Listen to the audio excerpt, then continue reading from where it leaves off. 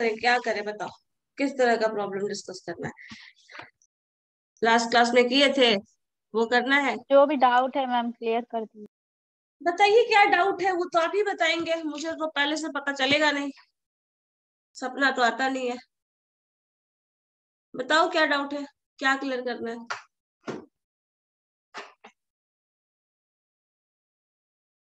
अभी ये भी नहीं पता है?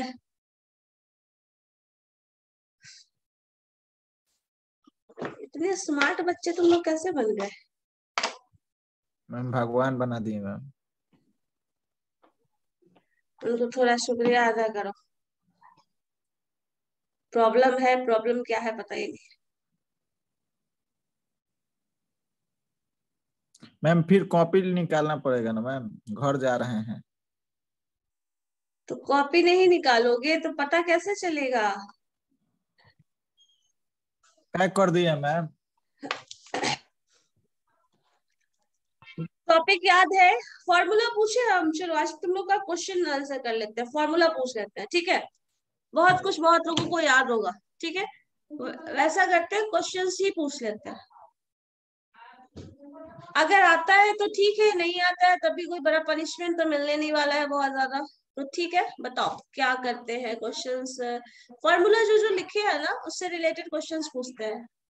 अगर मान लो ए दिया हो जो कि अमाउंट है, टी दिया हो टाइम है, तो रेट निकालने का क्या फॉर्मूला है? इन दो इंफॉर्मेशन के बेसिस पे और कोई भी टर्म इस्तेमाल कर सकते हो, क्या फॉर्मूला है बता सकते हो कोई? क्या क्या दिया हो मैम? ए दिया है एक्यूमुलेटेड अमाउंट, टाइम दिया हुआ है, एसआई दिया हुआ है, तो निकालना है इंटरेस्ट रेट। मैम डायरेक्ट ऐसे कर लेंगे ना, S I equal to P into R into T upon by 100। R निकाल लेंगे एक्स मान के। तो आर का फॉर्मूला क्या होगा? कुछ चेंज तो होगा ना उसमें, ऑर्डर बदलोगी ना, इधर उधर करोगी ना, रीअरेंज करोगी ना। अच्छा, और उसमें ए का इस्तेमाल कहाँ हो रहा मैम है? 100 into S I by P into T हो जाएगा ना ma'am? 100 into S I divided by P into T. Yes ma'am. अगर 100 into S I into P into T करोगे तो पी तो दिया नहीं है ना क्वेश्चन में, इस्तेमाल करना है हमें ए। तो मैम A1 A2 करके निकालेंगे ना, A1 minus A2। A1 A2, A1 तो ठीक है, A2 तो कुछ नहीं है यहाँ पे आपको फॉर्मूला कराए थे, देखो जरा। पता क्या क्या है लिख लो। ए पता है, टाइम पता है, एसआई पता है, तीन चीज पता है। ए टाइम एसआई, मतलब इंटरेस्ट पता है, टाइम पता है, और आपको वैल्यूज मालूम है, मतलब एसआई इंटरेस्ट रेट पता है।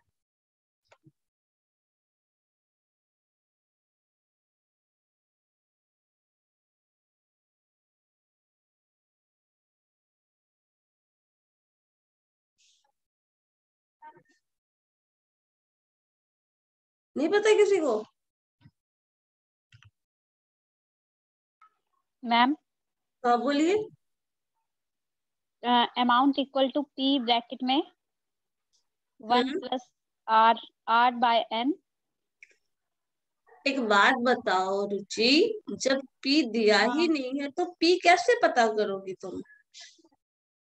पी तो दिया नहीं है ना क्वेश्चन में, पी कहाँ अवेलेबल है? क्वेश्चन में ए अवेलेबल है, टी अवेलेबल है, आई अवेलेबल है, और बिना इन सारे टर्म, अगर आर की बात करो तो आर नहीं पता है, पी नहीं पता है, तो टर्म ए भी नहीं निकाला जा सकता। कॉपी में एक बार लिख के देखिए जरा, क्या क्या जो आप बोल रहे हैं पहले उसको आर निकाल लेंगे तो नहीं होगा? क्या होगा? पहले आर ही निकाल लेंगे। आर निकालोगे तो आर निकालोगे कैसे? पी रहेगा तब निकलेगा आर ना। देखो फॉर्मूला को जो भी अंकित फॉर्मूला वही बता रहे थे ना। अगर आर निकालना है तो S I into 100 divided by P into T करेंगे। तो पी पता होना चाहिए, लेकिन पी हमें नहीं पता है, हमें ए पता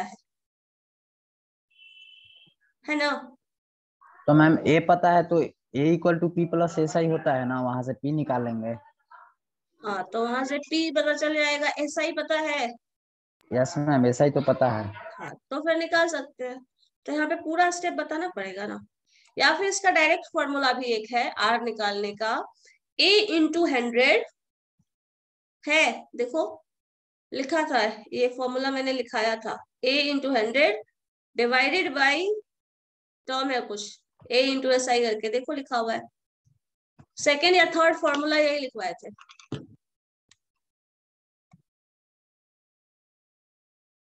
तभी पता चलेगा ना वो। अगर A1 A2 पता है, T1 T2 पता है, तो क्या P निकाला जा सकता है? देखो जरा, जो जो इन्फॉर्मेशन है, जो जो क्वेश्चन देगा उसको हम मार्क्स देंगे। A1 पता है आपको, ठीक है, A1 पता है, यस मैम, निकल जाएगा मैम। ठीक है। T1 दिया हुआ है एंड T2 दिया हुआ है, तो इसके हेल्प से हमें निकालना क्या है, P निकालना है, निकाला जा सकता है। Yes ma'am. और इसके हेल्प से SI निकाला जा सकता है क्या?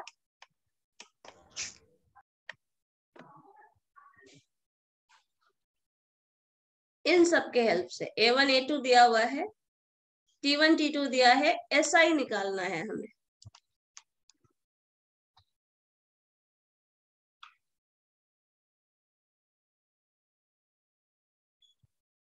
बस तुम्हारे दिमाग का थोड़ा बहुत एक्सरसाइज हो रहा है, जो है उससे फॉर्मूला बनता है या नहीं उसी से पता चल जाएगा।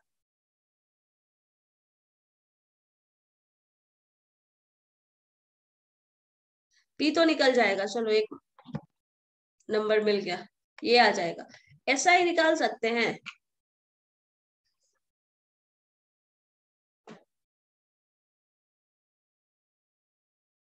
कोई और? रुचि,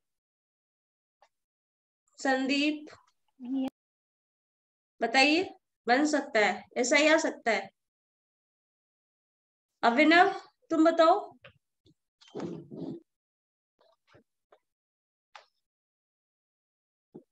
मैम ए में से पी को लेस कर देंगे तो नहीं निकल जाएगा ऐसा ही।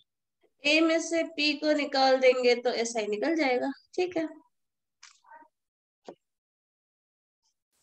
या फिर इसमें किसी भी पर्टिकुलर टाइम के लिए भी निकाला जा सकता है। जैसे मान लो अगर AP पता है तो A1 इसी में से घटा दो तो SI मिल जाएगा for this time period, SI मिल जाएगा, A2 से घटा देंगे तो SI मिल जाएगा फॉर दिस टाइम पीरियड, ऐसे भी निकाल देंगे। अच्छा, इन दोनों के हेल्प से क्या R निकाला जा सकता है? संदीप का आंसर आ गया, चलो ठीक है। ये यस बताओ, मैम, कोई और बताओ। निकल जा सकता है मैम। R निकाला जा सकता है, यस मैम। चलो ठीक है, ये भी आ जाएगा। और अगर मान लीजिए P1 गिवन है, P2 गिवन है, मतलब P1 P2 का मतलब हुआ दो अलग अलग प्रिंसिपल अमाउंट है। सो P1 गिवन है, P2 गिवन है, R1 गिवन है, R2 गिवन है, ठीक है। तो क्या इसका एवरेज इंटरेस्ट रेट बताया जा सकता है? Yes ma'am. Yes yes ma'am, बताया मैम। जा सकता ये कैसे बताएंगे? ये जो है वो किस फॉर्मूला पे बेस्ड है, कोई बता सकता है? P1 R1 plus P2 R2 by P1 plus P2 ma'am. हाँ, कंबाइंड एवरेज वाला फॉर्मूला है, ठीक है, कंबाइंड मीन वाला फॉर्मूला, ये याद रखना। अच्छा, कोई मुझे ये बताओ, इंटरेस्ट रेट I1 और I2, इसका रेशियो क्या होता है?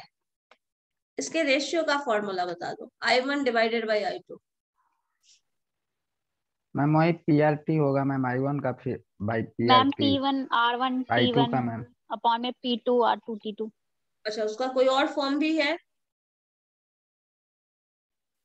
Yes ma'am, A1 minus P1 हो जाएगा I1 का, और A2 माइनस P2 हो जाएगा I2 का। Yes ma'am. अगर इसी में वैल्यू आपको टाइम निकालने के लिए बोल दिया जाए तो निकाला जा सकता है। अगर टाइम निकालना है, जैसे मान लो इसके लिए सिंपली आप बता रहे हो P1 होगा, R1 हो जाएगा ये, और T1 हो जाएगा, ठीक है।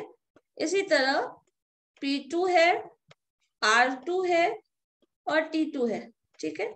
इसमें से क्या वैल्यू अननोन रहेगा तो निकाला जा सकता, मतलब कोई एक वैल्यू, सपोज अगर टाइम पीरियड, एक काम करो, थोड़ा सा चेंज हम कर रहे हैं क्वेश्चन में, फॉर्मूला में, शायद हो सकता है इसका फॉर्मूला स्ट्रेट फॉरवर्ड तुम लोग को ना मिले, ये दोनों टाइम सेम दे दिया जाए तो इसमें डिफरेंस क्या होगा? ये रेशियो में क्या चेंज दिखेगा?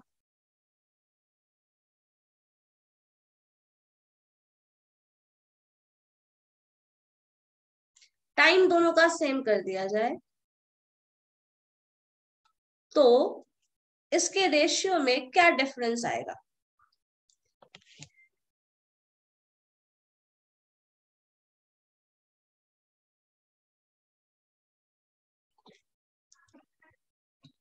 टाइम सेम हो जाएगा तो कुछ डिफरेंस आएगा? अगर आएगा तो क्या होगा?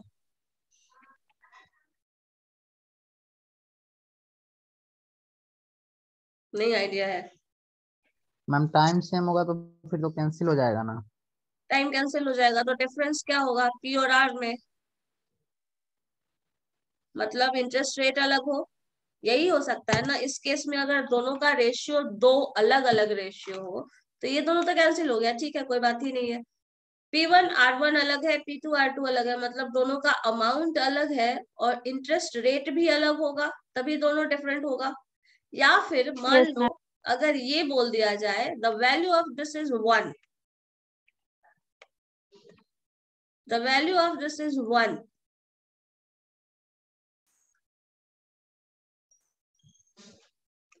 चलो छोड़ो इसको, मैं कंफ्यूज हो जाऊँ। चलो एक काम करो, मुझे ये बताइए R1, ठीक है, R1 T1 R2 T2 ये दिया हुआ है, R1 R2 दिया हुआ है, T1 T2 दिया हुआ है और P दिया हुआ है जो कि प्रिंसिपल अमाउंट है। तो क्या SI निकाला जा सकता है?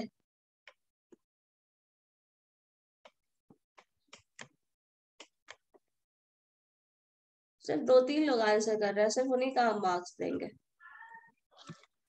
बताओ P1 R1 sorry PR1 T1 R2 T2, मतलब P is a constant amount, 500 rupees दे रहे हैं तो 500 इसको भी दे रहे हैं, इसको भी दे रहे हैं। इंटरेस्ट रेट अलग से ले रहे हैं इससे, इसका इंटरेस्ट रेट अलग है इस अमाउंट के लिए और इसका इंटरेस्ट रेट अलग है। जैसे मान लो कुछ पैसे तुम अपने फ्रेंड को दे रहे हो, किसी दूसरे इंसान को दे रहे हो। जो फ्रेंड को दे रहे हो सकता है टाइम कम हो, ज्यादा हो, इंटरेस्ट रेट कम हो। किसी और को दे रहे हो सकता है इसका इंटरेस्ट रेट आप ज्यादा ले रहे हो। अगर ऐसा है तो मैम कैसे आ जाएगा। कैसे आ जाएगा? बताओ फॉर्मूला क्या होगा उसका? Ma'am P2 into R1 into T by 100 हम्म और P1 into R2 into T by 100। पहले तो R1 ले ले, R1 का निकाल लेंगे, फिर R2 का निकाल लेंगे। उसी फॉर्मूला वही रहेगा, लेकिन P2 into R1 into T by 100। हाँ, पहले ये निकाल लेंगे, फिर दूसरा निकालेंगे, फिर उसको ऐड मतलब ऐड कर देंगे। ऐड क्यों करेंगे? मुझे ऐड करने का तो कोई लॉजिक नहीं दिख रहा है फिलहाल यहाँ पे। ऐसे में तो आंसर 2 आ जाएगा ना। आंसर 2 आ जाएगा? आंसर ऑब्वियसली आंसर 2 होना चाहिए यहाँ पे, क्योंकि एक SI जो होगा वो इस पर्टिकुलर अमाउंट के लिए, इस पर्टिकुलर टाइम के लिए और इस पर्टिकुलर इंटरेस्ट रेट के हिसाब से होगा, और दूसरे केस में इस पर्टिकुलर टाइम के लिए, इस पर्टिकुलर रेट से, इस पर्टिकुलर अमाउंट का होगा, है ना। तो यहाँ पे 2 SI आएगा। तो SI आ सकता है या फिर नहीं, पहले तो ये चीज समझना है। और उसके बाद एक टर्म मैंने बताया था, चेंज इन SI। तो जो फॉर्मूला रुचि कहीं ना कहीं नियर टू बोला जा सकता है, एग्जैक्ट आंसर तो वैसे नहीं होना चाहिए। अगर डिफरेंस की बात करें तो फिर भी चेंज डिफरेंस से कैलकुलेट किया जाता है। कभी भी किसी टर्म में चेंज की बात करते हैं तो वो डिफरेंस की बात करेगा। जैसे मान लो एक क्लास में एक स्टूडेंट का नंबर आया है 60, दूसरे का आया है 65, तो दोनों में कितना चेंज है, ठीक है, कौन कितना ज्यादा लाता है, कौन कितना कम लाता है, किससे कितना ज्यादा लाता है। चेंज वर्ड का मतलब है there is a difference, comparison. लेकिन अगर ऐसा बोला जाए कि तुम लोगों का मार्क्स कितना आया है, तो यहाँ पे ये टर्म हो सकता है दोनों को सम कर दे, तब हम जोड़ के बता सकते हैं कि टोटल 125 मार्क्स आया है, बोला जा सकता है। तो ओवरऑल जो ग्रोथ आता है वहां पे कंपैरिजन कॉन्सेप्ट नहीं होता, लेकिन कंपैरिजन टर्म तब आता है जब आप डिफरेंस की बात करते हैं। तुम्हारा इससे कितना ज्यादा आया है, तुम्हारा इससे कितना कम आया है। सो कंपैरिजन वर्ड के लिए चेंज की बात करते हैं और चेंज वर्ड का मतलब होता है डिफरेंस। सो कैलकुलेशन यहाँ पे डिफरेंस इन इंटरेस्ट हो सकता है, क्योंकि आपने इस पर्टिकुलर अलग टाइम के लिए इसके लिए अलग टाइम रखा है, इसके लिए अलग इंटरेस्ट रेट रखा है, इसके लिए अलग इंटरेस्ट रेट रखा है, भले ही आपने अमाउंट जो है P वो सेम दिया है। तो जो फॉर्मूला आएगा यहाँ पे, पहले आपको हेल्प लेना पड़ेगा चेंज इन SI का। मतलब यहाँ पे जब कैलकुलेशन करोगे तो एक फॉर्मूला मैंने बताया था, शायद देख लो तुम लोग के पास लिखा हो, चेंज इन SI का फॉर्मूला था, है क्या? देखो तो, चेंज इन SI है। Yes ma'am. Change in SI में आपके पास जो टर्म आता है उसमें क्या आता है, आप कुछ टर्म लिखते हैं, कुछ फिक्स क्वांटिटी जो फिक्स रहता है उसको आप यहाँ लिखते हैं, दैट टर्म डिवाइडेड बाय 100।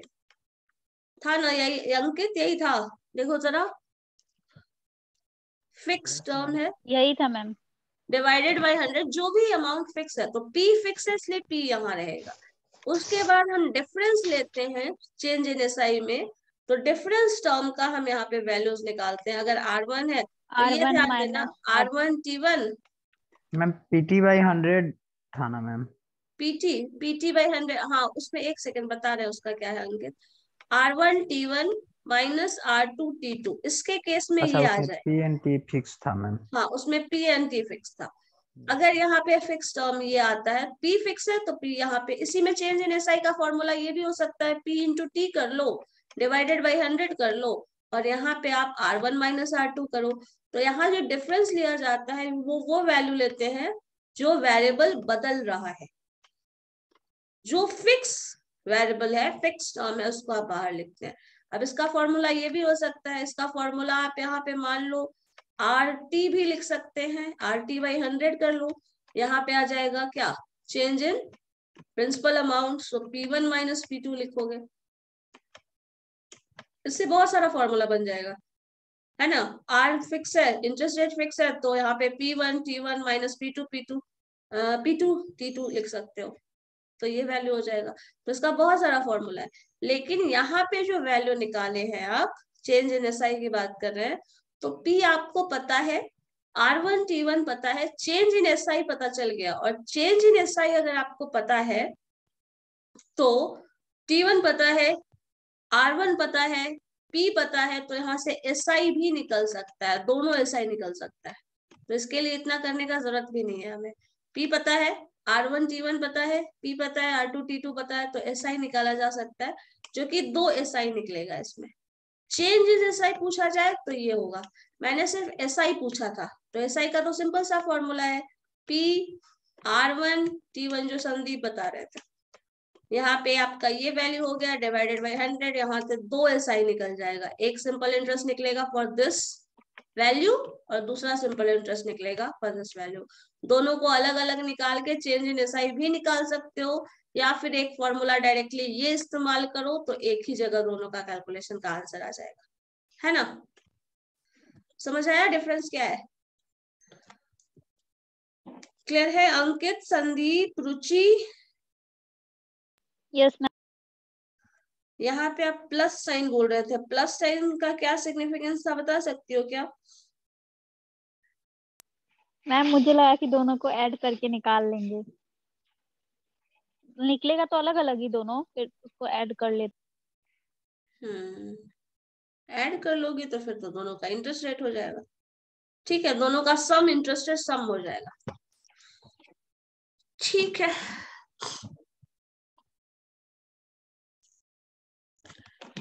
एक काम और करते हैं, अगर हमारे पास कोई अमाउंट है, ठीक है, मान लो कोई ईयर दिया हुआ है, टाइम दिया हुआ है, ठीक है, टाइम मान लो 6 ईयर 7 ईयर कुछ भी है, वो किसी पर्टिकुलर टाइम में n टाइम्स हो जा रहा है।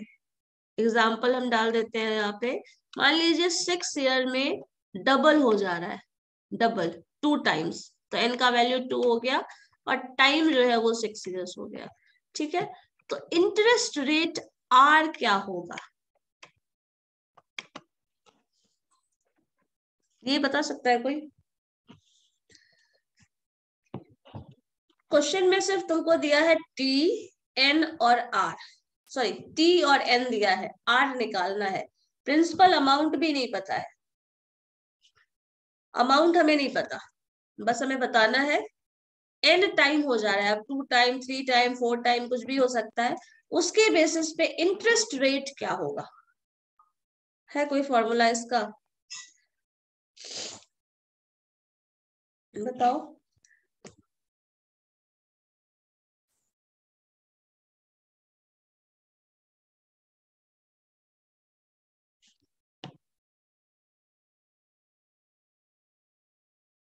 किसी को कोई आइडिया?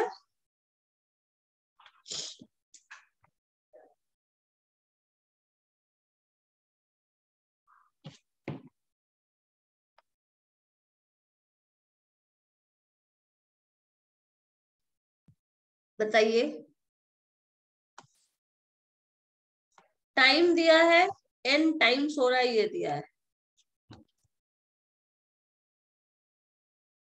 इंटरेस्ट रेट निकालना है।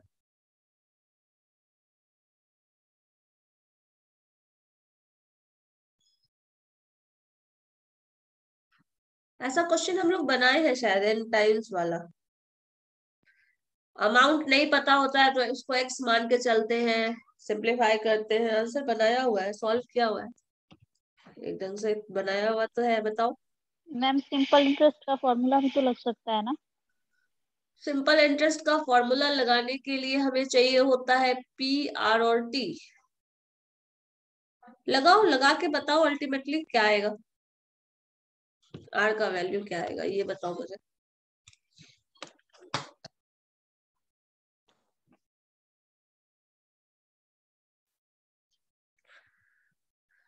बताओ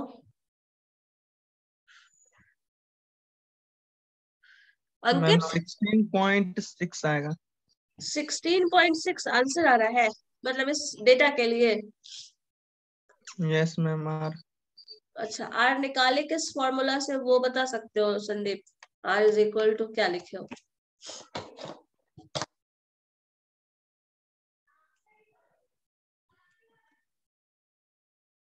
are is equal to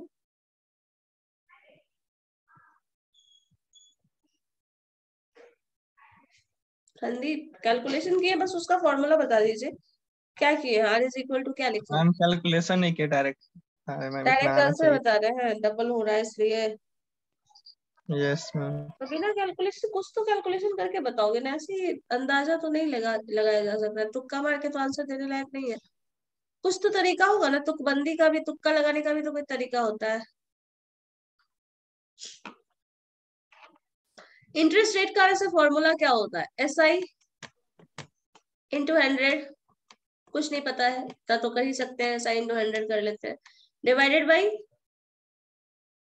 P into T. Yes ma'am. तो तुम्हारे पास P तो दिया हुआ नहीं है, और P नहीं दिया हुआ है तो कुछ नहीं करके हम X तो मान ही सकते हैं, इतना तो पता है।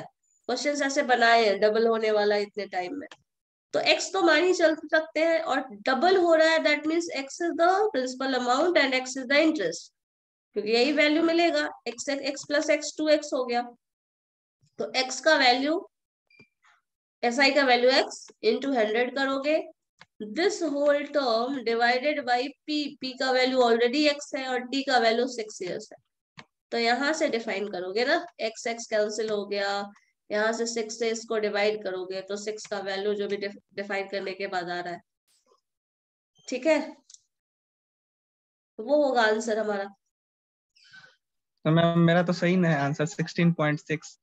हाँ ठीक है, तो वही तो निकाले कैसे, वही बात है ना। मैम 16 डायरेक्ट पॉइंट, यही किया हम, 6 से ना हाँ डिवाइड कर दिए 100 को। 6 से 100 को डिवाइड कर दिया, तो ये पता है, ये लॉजिक कहीं ना कहीं लगा ना, P और एस आई मैम इक्वल है। फॉर्मूला लगा ही नहीं, डायरेक्ट नहीं होगा। फॉर्मूला नहीं लगाए तो अच्छा ठीक है, जो भी। ज्यादा मैम इसलिए नहीं ब्रिलियंट लगा है मैम संदीप। क्योंकि हमको 6 ईयर का निकालना था, तो हम डायरेक्ट 6 ईयर से 100 को डिवाइड कर दिए, क्योंकि तो 100 इंटरेस्ट रेट, होता इंटरेस्ट तभी इसका दोगुना हो सकता था। हाँ तो मेरा आंसर हो गया। अच्छा ठीक है, अगर 4 गुना होना हो तो बताओ, अब बताओ। 4 गुना होगा तो कितने समय में 4 गुना होगा? 4 गुना हो जा रहा है 6 ही साल में, मान लो, पता नहीं अब कौन सा स्कीम है, नहीं मालूम मुझे। 4 गुना हो जा रहा है 6 साल में, कितना रेट हो जाएगा इंटरेस्ट रेट? मैम इसका इंटरेस्ट रेट तब हो जाएगा 33% के आसपास आएगा मैम, 33.3% आएगा, 33.2% आएगा मैम। अब यहाँ तुम क्या किए ये बताओ। मैम 16 को डबल कर दिए हैं मैम। 16.6 को 2 से मल्टीप्लाई कर दिए। 16.6 को 2 से मल्टीप्लाई कर दिए, ठीक है, ये रिजल्ट आया हुआ है उसको। Yes ma'am. ठीक है, अगर ये चीज कैलकुलेशन किए हुए हैं तब ना वो मल्टीप्लाई करके निकाल लिए। अगर ये पोर्शन सॉल्व नहीं किया होता, मान लो ये रिजल्ट तक तुम नहीं आए होते, अब क्या करते अगर इसी में मान लो 4 टाइम्स हो जा रहा है तो? मैम 6 से 200 को डिवाइड कर देते हैं। 6 से 200 को डिवाइड करते, 200 को क्यों डिवाइड करते? 200 को तो नहीं करना चाहिए, या तो 300 को होगा। 300 को डिवाइड करोगे तो आएगा, 200 को करोगे तो नहीं आएगा, क्योंकि 4 टाइम्स है ना। तो सिंपल सा टर्म है, अगर आपको इंटरेस्ट रेट R चाहिए तो x, 4x का मतलब क्या है? x is the initial principal amount, और 3x जो है उसमें क्या मिल रहा है तुमको? 3 गुना, जो अमाउंट था उसका 3 गुना तुमको इंटरेस्ट रेट ही मिल गया। So this is I। अब यहाँ पे जब आप वैल्यूज लिखते हैं तो 3x मतलब 3x वाला SI इंटू 100 आएगा, मतलब 3 गुना हो रहा है तो 3 गुना पैसा एक्स्ट्रा मिला ना, 4 गुना टोटल हो रहा है। तो दिस इंटू 100 कर रहे हो और दिस इंटू 100 कर रहे हो, तो यहाँ से जब डिवाइड करोगे ये टर्म, तो यहाँ पे x वैल्यू तुम्हारा आया और ये 6 साल है, तो x x कैंसिल। ठीक है, अब इससे x से जब आप ये टर्म कैंसिल कर रहे हैं तो आपके पास बचा क्या? 2x। यस मैम, तो इसीलिए ना मैम 2 से मल्टीप्लाई करके 6 से डिवाइड कर देंगे, या फिर 200 को डायरेक्ट 6 से हम डिवाइड कर देंगे तो आंसर में आ जाएगा। 200 डायरेक्ट मल्टीप्लाई करोगे वही तो, वो आंसर नहीं है मैम ना एक सही। बार और 3x वाला बताइएगा मैम। वो 3x वही चीज यहाँ पे गलत कर रहे हो, ये बात हम क्लास में भी एक बार बताए थे। इस अमाउंट को 4 गुना होना है, ना कि जो रिजल्ट आया है उसको होना है। ठीक है, तो यहाँ पे इंटरेस्ट रेट अगर x था तो ये 3x हो रहा है, तो 3x प्लस 4x टोटल तुमको मिल रहा है। ठीक है, अब 4x में जब ये कैंसिलेशन तुम करोगे तो ये x और x कैंसिल हो रहा है, ना कि 2x आएगा। आएगा? बताओ, मैथमेटिक्स का कोई लॉजिक बताता है कि x से 3x को डिवाइड करो तो 2x हो जाएगा? अंकित, नो मैम। यही नो मैम। कंफ्यूजन है ना, यही चीज और यहाँ पे मैम गड़बड़ p को कर रहा है। 2x मान के और फिर वहां पे i को भी 2x मान सकते हैं। आई को 2x अगर मानिएगा तो, अगर आई को 2x मानते हैं तो यहाँ पे ये अमाउंट भी तो देखना है कितना मल्टीपल हो रहा है। अगर मैम वो p को भी 4, मान लेंगे 2x मैम। इसको मानेंगे, p को भी 2x मान लेंगे। जब p को 2x मानोगे तो 2x प्लस 2x 4x ले रहे हो, यही बोलना चाह रहे हो? Yes ma'am. अगर 2x ले रहे हो तो ये अमाउंट 2x कैसे हो गया? हमें क्या करना तो होता है, 2 टर्म होता है ना, कंपाउंड इंटरेस्ट और सिंपल इंटरेस्ट। सिंपल इंटरेस्ट में जो अमाउंट है, जो एक्चुअल में तुम दिए हो इंटरेस्ट, सिर्फ उसी पे कर रहे हो। अब वो 10 साल रहे, 20 साल रहे, 50 साल रहे, सिर्फ उसी अमाउंट का इंटरेस्ट मिलता है। तो तुम जमा x कर रहे थे, वो x उस x का, जैसे इसको सिंपल एग्जांपल लेके चलिए, आप 100 रुपए किसी को दिए हैं और आपको अंत में वो 400 रुपए दे रहा है। जब 400 रुपए वो अंत में आपको दे रहा है तो क्या एक्स्ट्रा दे रहा है? 300 रुपए एक्स्ट्रा दे रहा है, और ये जो 300 रुपए एक्स्ट्रा दे रहा है यही तो इंटरेस्ट है ना उसका।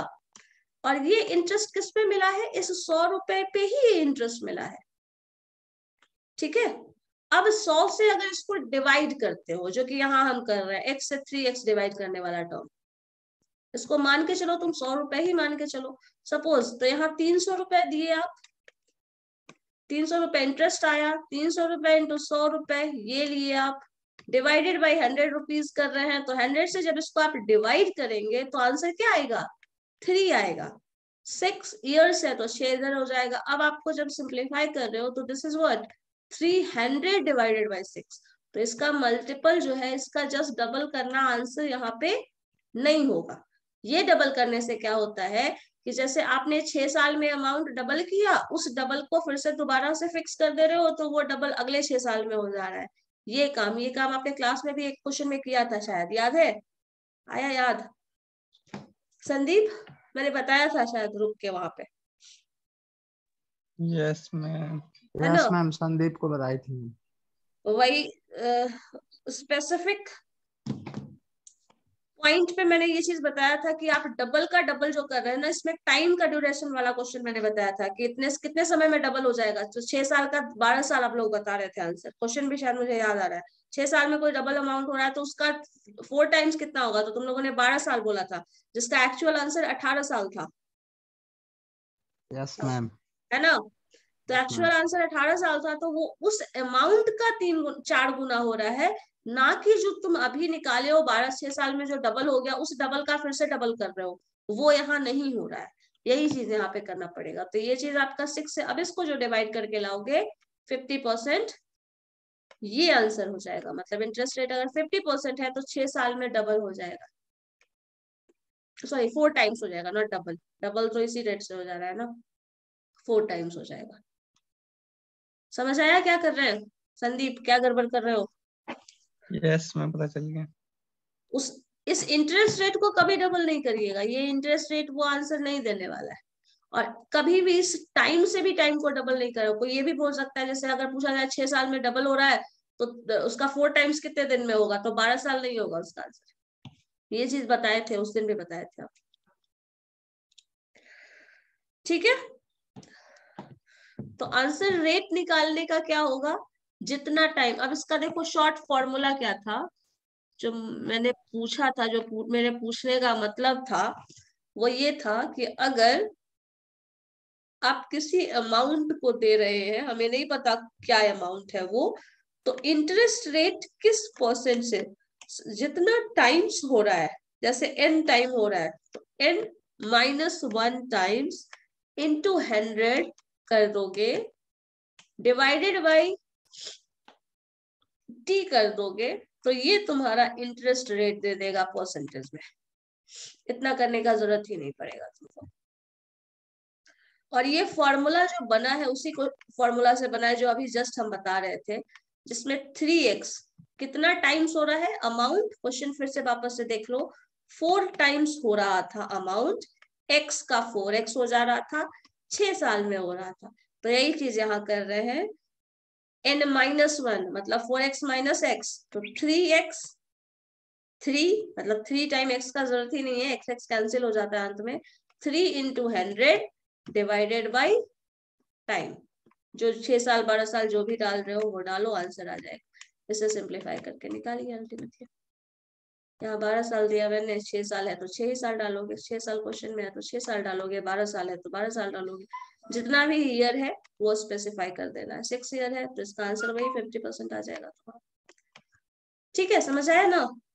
फॉर्मूला ये इस्तेमाल करेंगे, अगर फॉर्मूला याद रहता है स्ट्रेट फॉरवर्ड, तो नहीं याद रहता है तो वो फॉर्मूला कैसे बना है हम वो भी बता दिए है। अगर वो याद रहता है तो फिर उसी तरीके से करिए, अदरवाइज फॉर्मूला ही याद रखिए। और इससे रिलेटेड एक और क्वेश्चन था ना, जो अभी जस्ट हमें ढंग से रिवाइज भी करा दिए। अगर कोई अमाउंट सपोज 7 इयर्स में डबल हो जाता है, कोई भी अमाउंट 7 इयर्स में डबल हो जा रहा है, x का 2x हो जा रहा है, तो वो 6 टाइम्स कितने समय में होगा। 7 साल में दुगना हो गया, तो 6 गुना कितने साल में होगा टाइम, ये बताना है। इसका फॉर्मूला बताओ तो जरा क्या है।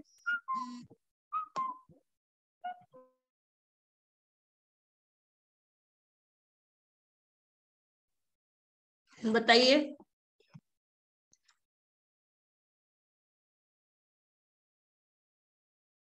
बता सकते हो। मैम क्या क्वेश्चन था मैम? 6 साल में डबल होता है मैम? 7 साल में डबल हो रहा है, स्क्रीन पे लिखा हुआ है 7 साल में कोई अमाउंट है वो डबल हो जा रहा है, तो उसका 6 गुना कितने साल में होगा। अब यहाँ डबल का डबल और उसका डबल वैसे मत करने लगना, वही चीज नहीं करना है यहाँ पे, सिंपल इंटरेस्ट में वो नहीं करना है, ये कंपाउंड इंटरेस्ट में आप कर सकते हैं।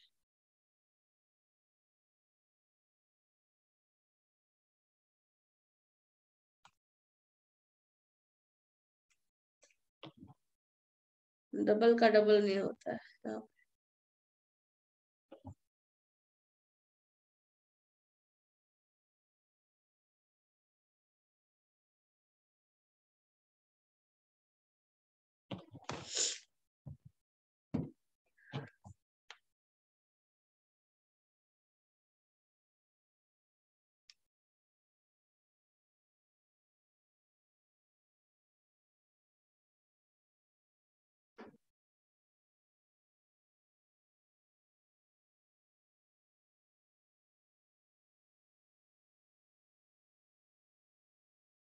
बताओ।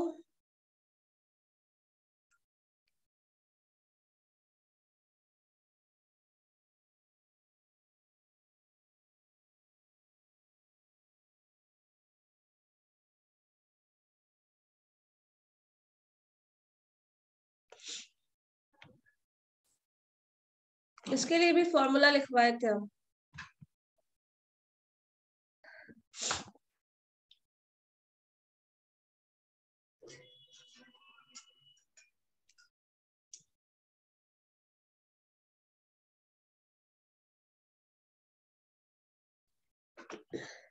नहीं याद है संदीप?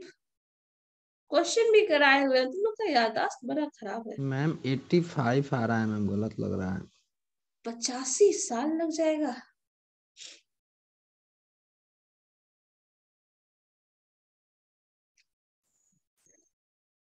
मैम जो पिछला क्वेश्चन कराई थी वैसा ही बना रहे हैं मैम।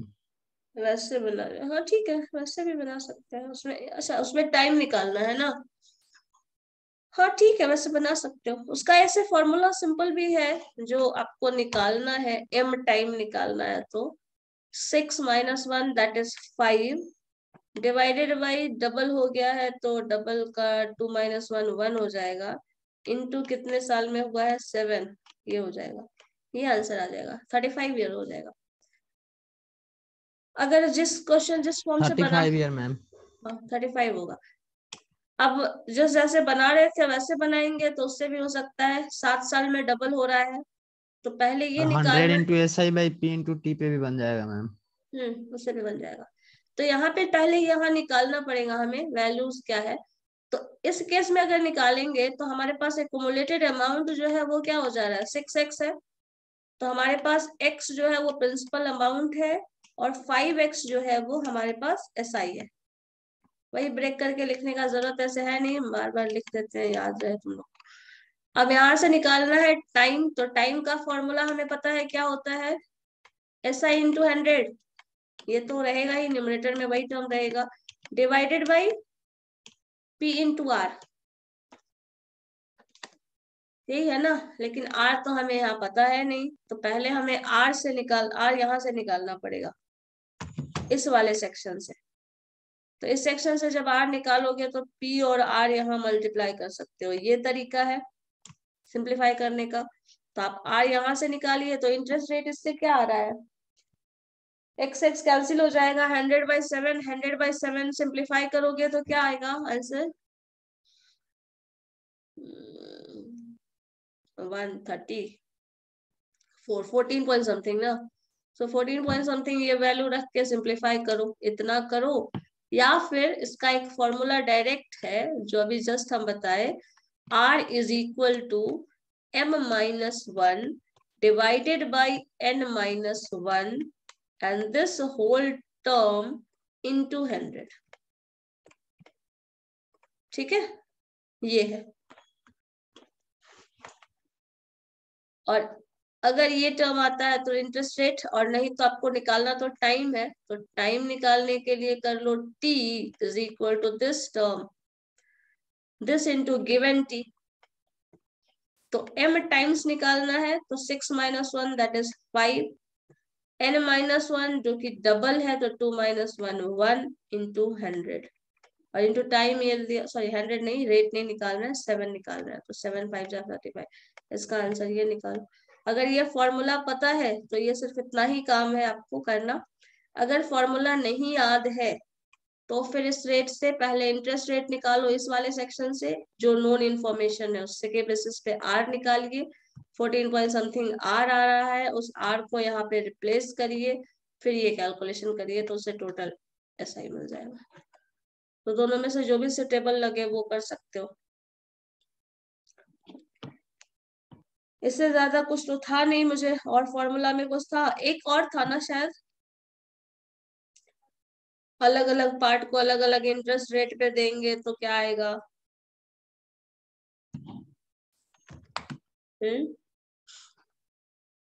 याद है कुछ, ये वाला लास्ट नेक्स्ट क्लास में मैम।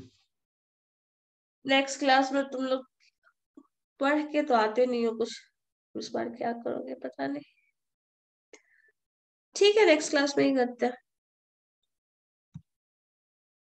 थोड़ा बहुत क्वेश्चंस बना के रखना।